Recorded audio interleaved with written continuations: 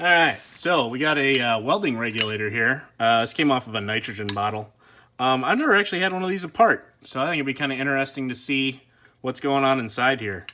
I mean, obviously, seen better days, but I think I'm going to be able to grab this in the vise and put a big pair of channel locks on here and crack this thing open. Let's see if I can get that gauge off, too. We can take a little closer look at that gauge. Okay, so here's the gauge. Looks fairly simple, really. So it looks like there's a piece of copper here that would fill up with air. And I would assume that somehow or another, when this expands, it's probably going to curl out.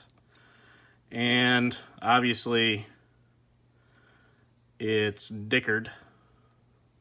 I bet you that this was somehow or another attached to there at one point. And that looks like it runs counter to a clock spring. You can see a tiny little gear there. Well, maybe you can. There we go. See a tiny little gear in there. So I'll bet you that this guy was attached to here. As this thing fills with air, it expands slightly, pulls out on this, and moves the little needle counter the clock spring, and moves the gauge, the needle on the gauge, probably through that pin right there. So that's kind of interesting. I've never actually had one of these little mechanical pressure gauges apart.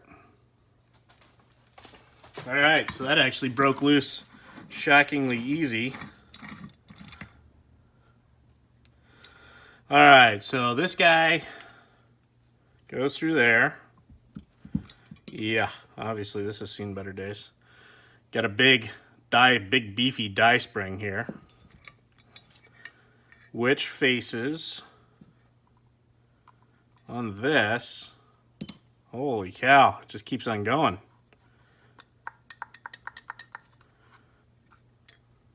Wow, just keeps on going. Looks like a diaphragm, looks like it would seal around the edge there. What the heck is going on?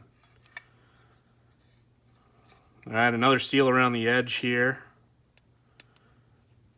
Well, just a lip cut in there to get this sealed to seat. Yeah, you can see that was biting into there. So I'm gonna have to pop this guy loose too. I'll be right back. Once again, came apart shockingly easily.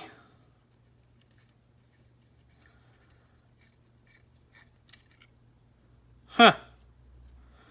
So just basically a needle valve here. It's like a little, kind of feels like Teflon seal.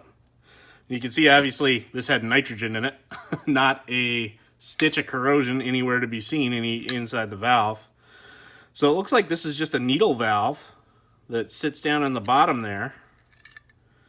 And this spring just pushes on this guy here. So all that needle valve is just moving up and down and regulating the flow. Huh. I don't know what I expected, but this isn't really what I expected. Yeah, so this little needle valve is just going to move in and out a little bit to regulate the rate of flow, restrict the flow, and that's it. That's all there is to it. Just for giggles here, let's see. Huh. That's not really even that tight of a fit. I don't know how much you can see that wobbling. I guess it wouldn't really have to be. Well, this is going to be the inlet.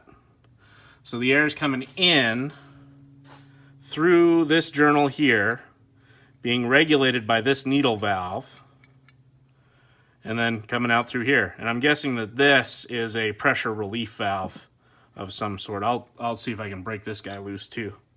So yeah, that's all that's happening. Just a little needle valve here, allowing it to go up and down.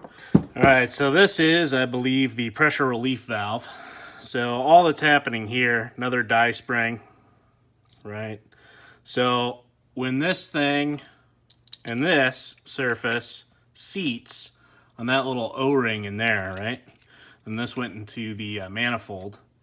So all that's happening here, and you could calibrate this by changing the tightness on the spring. So you could actually calibrate this to go off, you know, at different different pressures. So obviously the tighter you go, the higher the pressure, right? Because the more loaded up that spring would be and the harder it is to push air through this way. So that's it, yeah. Just the pressure on there gets to a certain point, pushes up on this guy enough to allow the air just to slide right out. Cute. Then this is the outlet, which is the only part that I'm really going to keep, just because occasionally having one size to the other of brass fittings comes in handy. I got a little box of them in my toolbox. But yeah, that just screws into there. That's really all there is to it. Huh, like I said, never had one of these apart. I figured it was simple, but it's definitely worth a look. Thanks for watching.